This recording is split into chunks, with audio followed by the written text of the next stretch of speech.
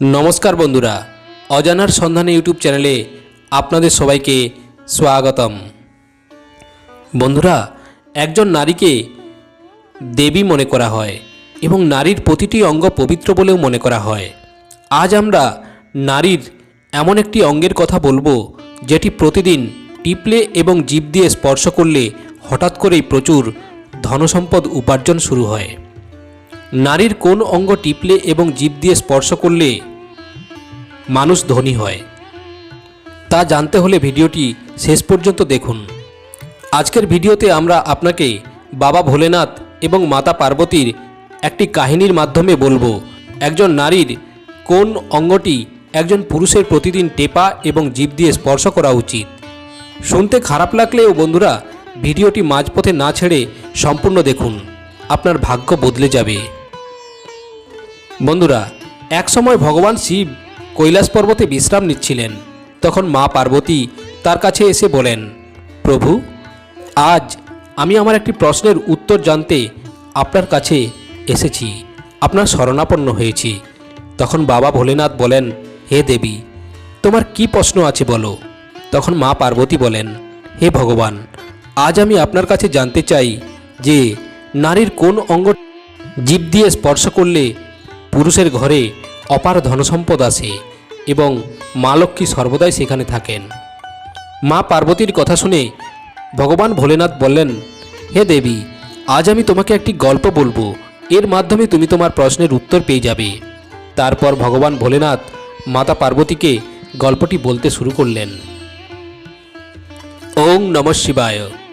জয় বাবা ভোলেনাথের জয়, জয় মা পার্বতী দেবীর জয়। এরপর বাবা ভোলেনাথ মা পার্বতীকে বলেন, রাধেশ্যাম নামে এক ব্যক্তি এক গ্রামে বাস করতেন।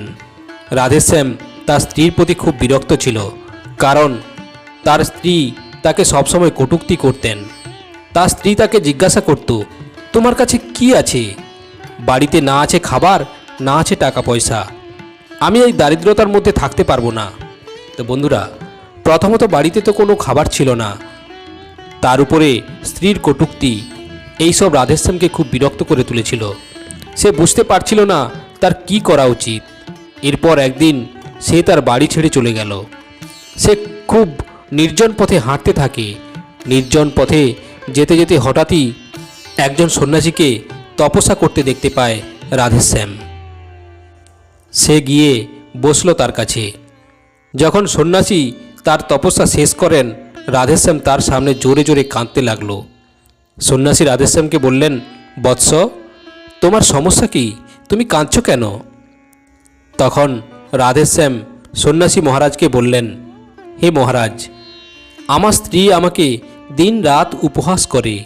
আমি দরিদ্র হলে আমি কি করব বলুন?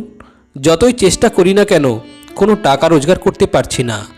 আমার ছোট্ট একটা ব্যবসা ছিল, এই স্ত্রীর কারণে সেটিও বন্ধ হয়ে গিয়েছে। সে দিনরাত আমার সাথে ঝগড়া করে। আমাদের বাড়িতে খাওয়ার কিছু নেই, পরার মতো কাপড়ও নেই। কিন্তু আমি আমার স্ত্রীকে বুঝিয়ে বলি যে সে যেন আমার সঙ্গে বিদ্রূপ না করে এবং আমার সাথে ঝগড়া না করে, কিন্তু সে কিছুতেই রাজি নয়। এই কারণে আমি খুবই চিন্তিত, তাই বাড়ি ছেড়ে এখানে চলে এসেছি।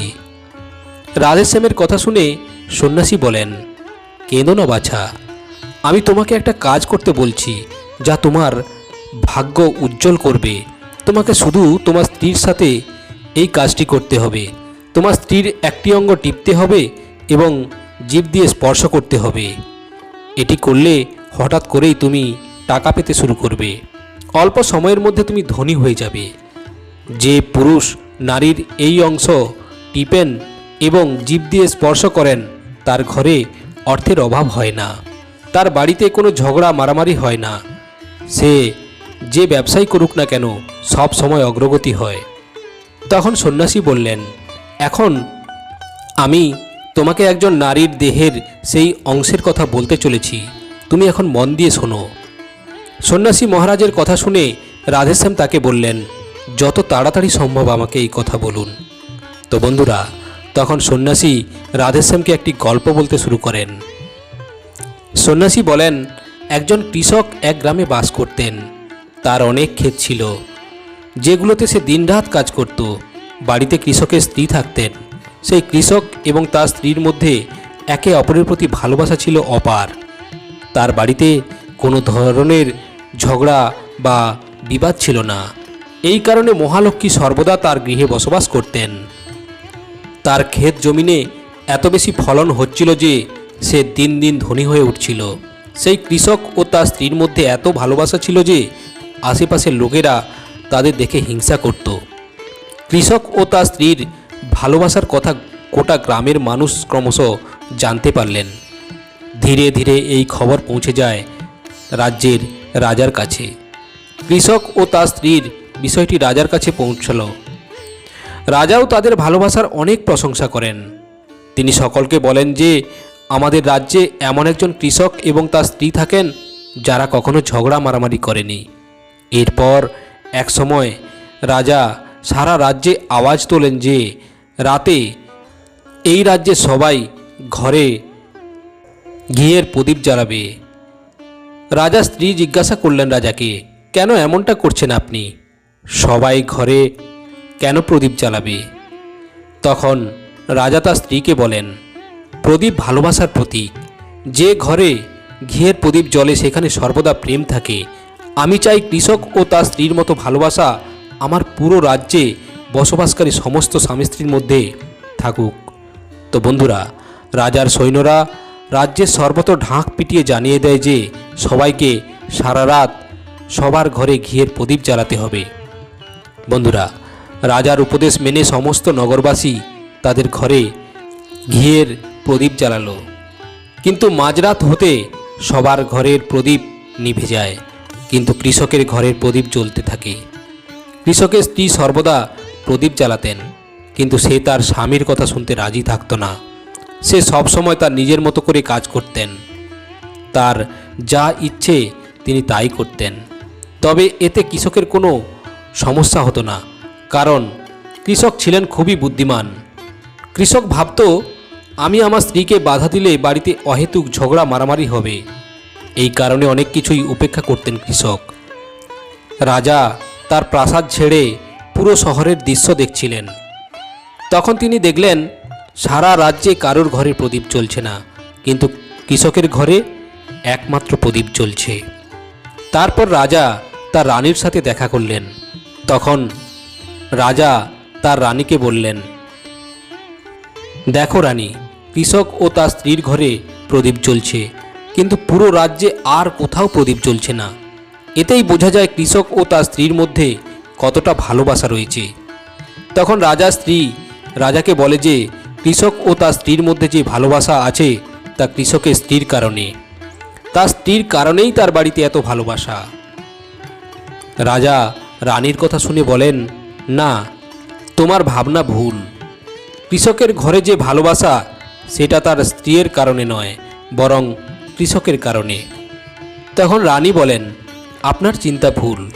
কৃষকের স্ত্রী খুবই বুদ্ধিমান, আর এই কারণেই তাদের বাড়িতে কখনো ঝগড়া হয় না।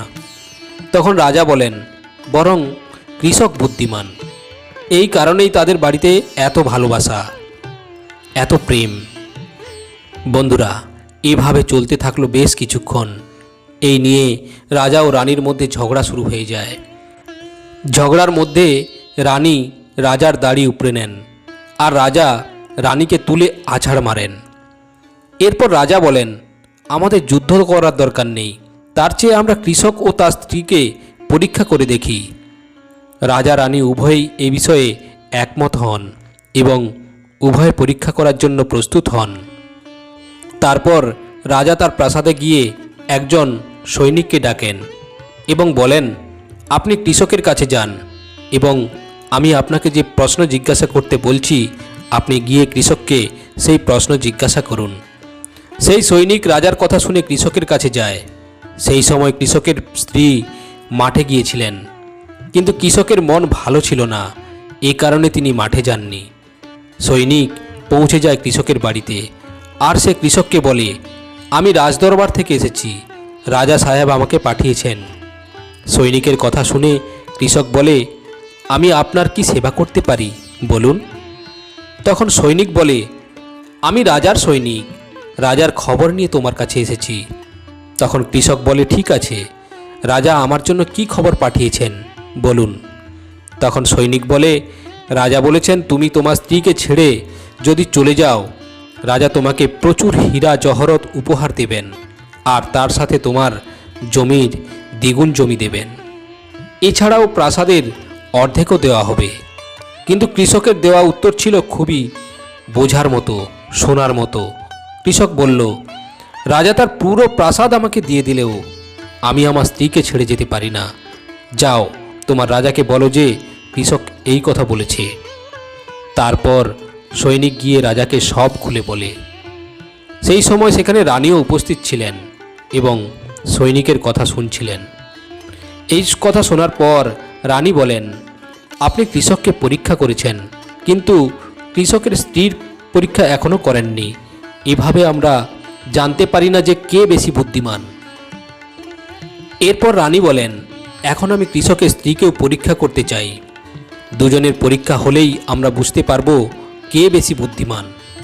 তখন রানীও একজন সৈনিককে ডেকে বলেন, আমি যা বলছি তুমি কৃষকের স্ত্রীকে গিয়ে সেই কথাগুলো বলো, আর মনে রাখবে এটা তুমি তখনই বলবে যখন কৃষক সেখানে থাকবে না। এরপর সৈনিক কৃষকের বাড়িতে যায় এবং ডাক দেয়। বাড়ি থেকে বেরিয়ে এসে কৃষকের স্ত্রী বলে, কি হয়েছে, এত চিৎকার করছো কেন? তখন সৈনিক বলল, আমি রাজপ্রাসাদ থেকে এসেছি, রানী আমাকে পাঠিয়েছেন। কৃষকের স্ত্রী বলেন, কি জানতে চান বলুন।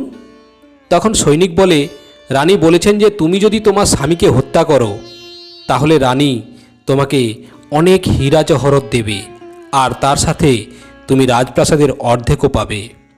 এছাড়া আপনার কাছে যা জমি আছে তা আপনারই থাকবে, কিন্তু রানী আপনাকে দ্বিগুণ জমি দেবেন। এই কথা শুনে কৃষকের স্ত্রী প্রস্তুত হয়ে যায় এবং বলে, ঠিক আছে, রানী যদি আমাকে এত কিছু দেন তাহলে আমি আমার স্বামীকে হত্যা করতে রাজি আছি। তখন সৈনিক বলে, আমরা কিভাবে জানবো যে তুমি তোমার স্বামীকে মেরেছ? তখন কৃষকের স্ত্রী বলে, আমার ঘরে যে প্রদীপ জ্বলছে, আমি কৃষককে মেরে ফেলার পর প্রদীপ নিভিয়ে দেব। যখন দেখবেন প্রদীপ নিভে গেছে তখন আমি কৃষককে মেরে দিয়েছি, এটা ভাববেন। কৃষকের স্ত্রীর কথা শুনে সৈনিক রাজপ্রাসাদে যায় আর পুরো ব্যাপারটা রানীকে বলে। কৃষকের স্ত্রীর কথা শুনে রানী খুব অবাক হয়ে যায়। রাজা ও রানী নারীদের ঘৃণা করতে শুরু করলো। সেই সাথে রাজা তার শহরের সমস্ত লোককে ডাকেন এবং বলেন, আমি চাই যে আমার এবং আমার স্ত্রীর কারণে একজন কৃষক তার জীবন না হারান। আপনারা সবাই গিয়ে সেই কৃষকের বাড়িতে গিয়ে বলুন এই সমস্ত কিছু, আর সেই কৃষককে আপনারা বাঁচান, নইলে কৃষকের স্ত্রী তাকে মেরে ফেলবে।